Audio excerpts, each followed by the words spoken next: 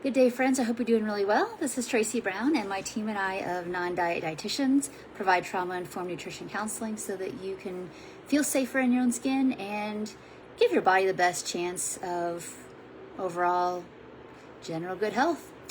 So that's what this video today is really about. Is I wanted to kind of, create an amalgam, and I'll include myself in this survey of people here who I have found that regardless of where people end up in their weight in recovery, here are some of the things that people end up doing to hedging their bets the best they can, to be honest, because, there's a lot of rough and tumble that happens in life. And even as we work our way through recovery, we might find that there's still some stuff at the end of that tunnel that we got to deal with. However, I find that people manage those very beautifully when they've done their really great foundational work first. Okay, so the people I've worked with who have ended up what I would say the healthiest. Now, when I think of health, I think of different parameters of health. I think physical, mental, emotional, spiritual. I just don't see lab work. But then, there's tons of unprocessed trauma. I mean, the reality is if you're chronically in a threat response state, you're not going to stay well your whole life, very, very long. The body needs to have some safety neurobiologically to be able to run effectively, okay? So here's what I see people do is regardless of size, small, medium, large, people get fully refed if that's something they need to do. And most people come to me, I would say, 90%, 95% of people come to me in some degree of malnourishment. When I say malnourishment, it means like they're just not eating enough food. They're not taking in, they're missing some stuff nutritionally. They just are. That can be very extreme, or that could be missing a food group, but mostly eating enough. It could be that on the more that gentle end, but whatever. But we got to deal with that malnourishment stuff. So we have to be eating enough food. All right. So people work on that and eventually transition from a little bit more, maybe overtly planned out meals and snacks to moving towards, we're going to call it attuned eating or competent eating. I love the word competent eating because basically each time you eat, you know what you're doing. You feel like you have agency. You're choosing to eat what you're going to eat, and you trust the big picture, okay? And I've seen so many skewed off lab values just be improved just because of that. Just because you're getting enough overall nutrition over a course of, I tell people, if you got to give this journey from a health perspective, you need to give it a year and have a couple lab checks just to see what you're doing is working, because it's going to be subtle. It's not going to be extreme when you're not doing extreme things, but it's something that's maintainable. All right, so you're working from maybe a little bit more planned out meals and snacks to build that neurobiology of being regularly fed, and you're teaching your insides that you're somebody who can be trusted, with needs and all that.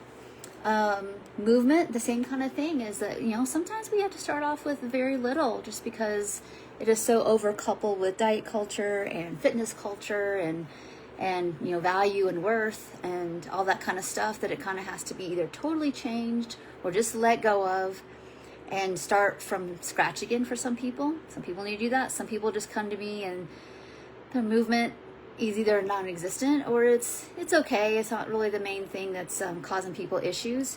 And so over time, there's this encouragement to be able to be grateful for whatever the body you have, whatever it can do, and work on consistency with that and being a part of your week-to-week life. I didn't say day-to-day, because sometimes there's weeks that go by and stuff happens where, let's say you're moving or you're preparing for a new semester, whatever you're doing, you might not do your normal routine, but that doesn't mean you don't want to. It's just that you're prioritizing the extra tasks that may be in your week, and you're making that happen so that then you can get back to some new normal, a new normal, but some normalcy of what was an anchor for you. All right. I would say from the mental and emotional perspective, that the most important thing to health from an eating disorder recovery perspective is that a person's sense of worth and value is no longer placed on what the external body looks like. All right.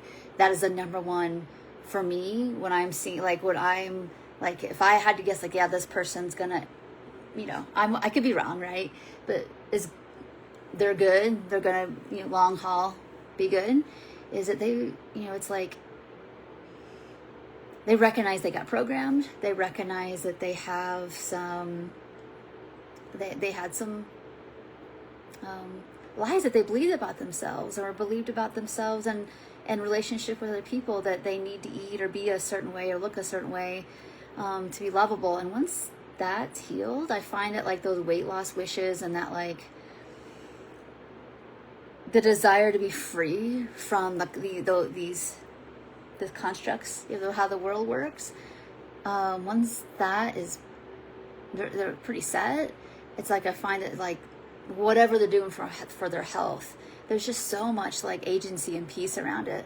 So that would, for me, be the number one thing. It's like making peace with the body that you're meant to have, and also making peace with a body that maybe has been through some stuff. All of us have been through some stuff. You can't get out of life without physically stuff happening to us. One, we're going to age. Two, it's not like we're going to be free of stuff that happens in our environment. And three, every single person probably watching this video has mistreated their body. And that's not something to feel shame about. It's a part, I think that's part of the trickery, of diet culture and believing that your worth and value is based on what you look like, is you'll do things that are really misattuned to yourself. I know I have. Everybody else here has. I know, the consequences in the long term might range from very minimal, might not be noticed, might not be able to be correlated with much, to very clear, like, yeah, I did X, here's the Y result to that. And I know that we have to grieve, forgive ourselves, those kind of things. So it's like there's a mixture here of, like, well, this is generally what my body shape, type, structure kind of is, combined with aging, combined with, like, the rough and tumble that we've all been through, getting to the place of some peacefulness about that actually provides a lot of health. Because if you are mentally and emotionally well in this area, it's so much easier to provide yourself with health, like, be engaged in health behaviors that just make sense for where you're at in your life and the body you have, so that is critical. All right. Yeah. So physical, mental, emotional, spiritual health. I mean, I'll just do the mental, emotional, which does impact the physical too, is that, there's one thing to know about trauma or attachment or all those kind of things, but there's another to have the co-regulation and the safe attunement and get appropriate meaning making in those situations. Like, you can know a bunch of stuff in your head, but that does not heal trauma. It's reparative new good experiences and truth gotten in there from the perspective of, like, your here and now adult self and what's the truth. Because a lot of times, I know I did that, like, I knew something was up in my life when I was younger, but I didn't know what it was, and I just thought it was my fault. And come to find out when as an adult and you look back, it's like, yeah, that's I did what I needed to do to survive. That's not my fault. And having those reparative experiences over and over and over and over again. Okay, got to get the truth in there, and there's got to be some place for that emotion to safely titrate and have appropriate meaning making. It's so important. So if you know about trauma or attachment, but it's like that's not really going to change you, you have to really honestly get in the action of repair, and that's more than likely going to take some support and definitely necessary for that to happen. And then spiritually, I think we've got to have something bigger, because we know that, like, we can't we can't really fully heal or fix ourselves, right?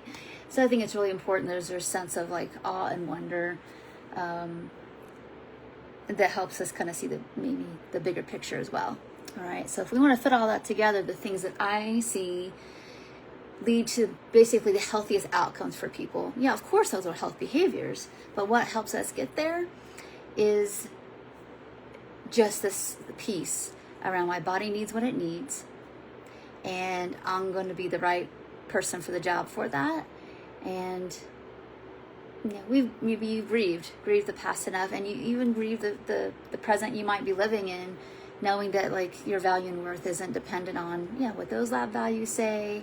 If you have a chronic condition, you're not what happened to you. So it's funny, you think I would mention a whole bunch of health behaviors, and I think we know the basics. I think we know that a variety of food, I think we know that regular movement and good sleep, and when I say not just sleep but like good quality sleep and play and connections, and being in the safest environment that you can get. I know that's a big deal for some people, that they're still working towards like maybe you're in an environment that's like kind of the root of your issues, or it's like, or maybe there's not enough distance, or maybe it's not about people but it's about circumstances, whether it's actually where you live isn't safe, or financially you're not feeling secure.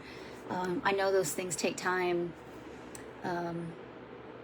to remedy, because sometimes our environments aren't that safe. So working on these things, plus the mental and emotional, I know that sounds like a lot of things at once to work on. You don't fix everything at once. That's why healing's a journey. That's why most people are,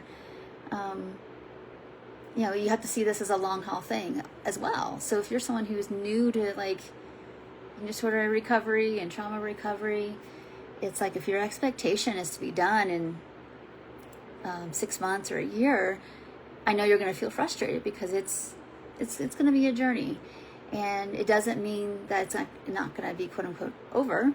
It just means that you're going to have to work through layers, and I know that isn't what is advertised, online or anything. You take a pill, you do a thing, and it's pretty fast. I'm done with it. I'll go back to my life. It's like, you're going to be changed fundamentally as you work through this process, and that's a good thing. When I was working through all the different kinds of recovery, trauma, eating disorders, like I don't want to be the fight or flight, freeze or please version of me. I want to be the post-traumatic growth me. So I'm not going to always do and think and maybe believe how I did when I was trying to survive. That's a good thing. That part of change is really good. So all those health behaviors are great. The thing here, though, is your beliefs. What are some of the things that I see people who have the healthiest outcomes with bodies, even with chronic illness? I'm talking like maybe hypertension or endometriosis or PCOS or whatever you've got going on. It's any kind of insulin resistance. That that might not be like cured with recovery, but what's going to happen is that you have this posture and this stance of like, you're going week by week, month by month, year by year in healing, to where it's like, it's not a battle you feel like you're always fighting. It's something you're attuned to, but you're fully living your life.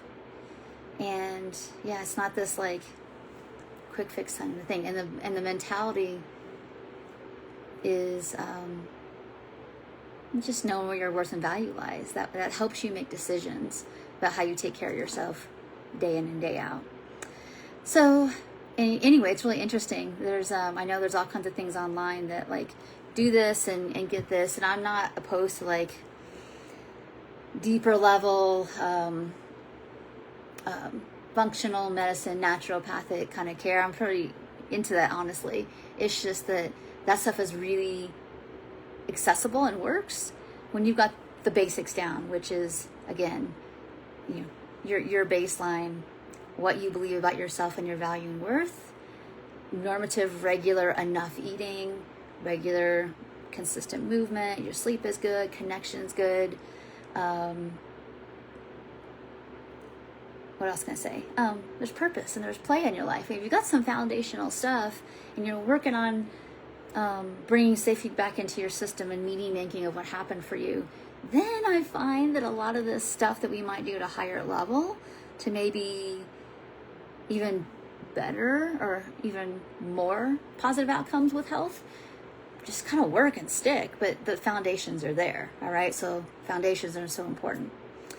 All right, I repeated myself a lot in this video, but I just wanted to really drive it home because I just see so many people want to be at step 10 when they really haven't even done step 1 and 2 yet. All right, even just this recognition of if you're living in fight or flight and you can't rest and there's lots of denial going on, it's really hard to get here and you're trying to do interventions here when we haven't gotten to this kind of place where there's room for your body to yield. All right. So I want to thank you all so much for watching this video. If you have any questions, you have any comments, requests, please put them in the comments below and I will put them in queue and we'll talk about it. So thank you so much for watching. I'll see you in the next video. Bye for now.